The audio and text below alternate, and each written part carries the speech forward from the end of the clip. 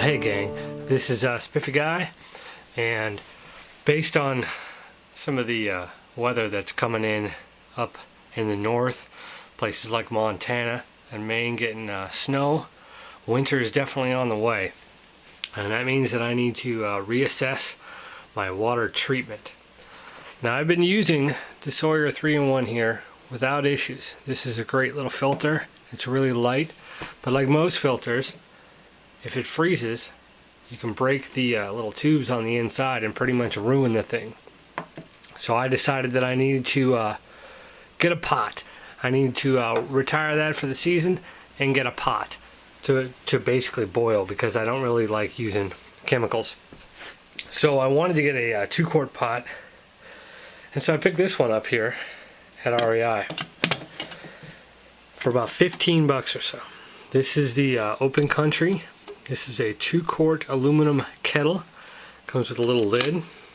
See here? And comes with this bail, and this bail will lock into certain positions, which is nice, so it doesn't fall. And it's pretty light.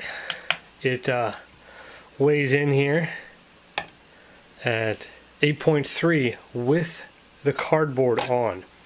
Okay, and the reason the cardboard is still on is because after I ordered this, I started to have some second thoughts about this particular pot. It doesn't have a pour spout on either side, and since I'm boiling water and I'm going to be pouring pretty much all the time, that was something that I was a little concerned about. So I decided not to take the packaging off in case I needed to return it, and I came up with another option for a pot. And this one is probably pretty well known. This is the Moore's Kahansky bush pot. Comes with the same type bail mechanism. I'll get you a little close up here. You can see that it'll lock into these positions. It'll also lock down. Comes with a set of butterfly handles. They're very, very tight right now, which is good. I'm sure they'll loosen up. It also comes with a lid, and the lid has the same basic, I don't know what that is, handle as the Open Country. The pot itself is anodized. Comes with a pour spot in the front, and this is just straight up aluminum. The whole thing weighs in at, I believe it's 11.35 ounces just by itself. So I've decided that even though this particular pot weighs a little bit more, it's a little bit narrower than this pot. I'm right next to each other, so you can kind of see here. This one's a little bit narrower, but it's a little bit higher. They both have essentially the same type of bail. So any concerns I have with this bail catching on gear or whatever, I'm going to have with the Moore's pot as well. But I think out of the two, I'm going to keep the Moore's pot just because it has the pour spout. The bottom is anodized as opposed to the straight up aluminum of the Open Country. This one is more expensive. I picked this one up for about 35 bucks online, but I think that it'll work out well. So the next thing to do is return this pot and take this one out to the woods. So we have the Moore's bush pot on top of the Nimble Wheel stove. It's pretty full of water. You can see how long it takes to boil that water. That's almost a half gallon of water. I had this thing just about full, and there's only a little bit left in the bottom. So we'll see if it boils it up. I got a bunch of sticks, so more than I need, but it's a little windy. So we'll keep the fire low but going, and we'll see how long it takes.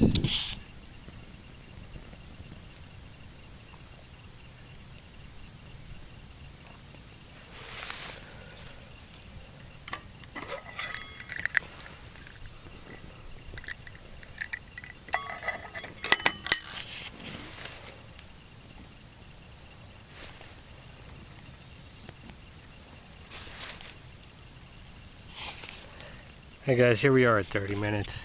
You can see the fire is kind of small. This nimble wheel stove doesn't make a huge fire, so that may be part of what causes the results. As you can see, I got lots of steam. I got a few tiny bubbles in there, but I'm not really hitting a huge rolling boil. And this has been going for 30 minutes so far. I think with a larger fire, you definitely get a rolling boil. I just don't know with the pot exposed to the wind like this to cool it down if you're going to get a huge rolling boil. But this little top part's kind of nice because it flips over and it keeps it up off the lid, so you can actually grab it with your fingers and it's not really that hot. And if it was over like that, it would definitely warm up. So it's pretty nice. I like the fact that the bail locks in place. The REI pot had the same type of bail connection, but that's pretty nice. And the bail isn't hot at all. So all in all, I think it's going to be a good winter pot. It's a little big for the summer, but for boiling water, I mean, this is how I'm going to treat the water, so I think it'll work out well. These little dog ear handles aren't too bad either, even with the flames coming out. So in about 35 minutes or so, I started to get some large bubbles out the bottom. So I definitely think it's going to work out. The big reason I got this pot, though, was so I could pour it. So let's see how that works.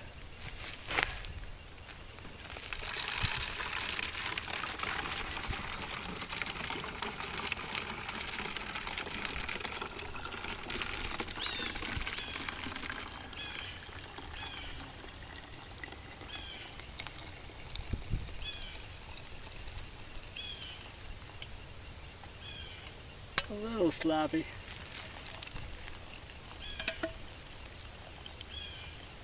The lid's gonna want to come off, but there you go. There was no way I'd be able to do that with the other pot because it has no pour spout. So Morris Kahansky bush pot, you can buy it at Four Dog Stove, and Ben's Backwoods has it as well. I'm sure there's a couple other places you can find it online, and it works well. So stick around. We'll be out in the bush again, doing some more fun stuff. So be sure to watch.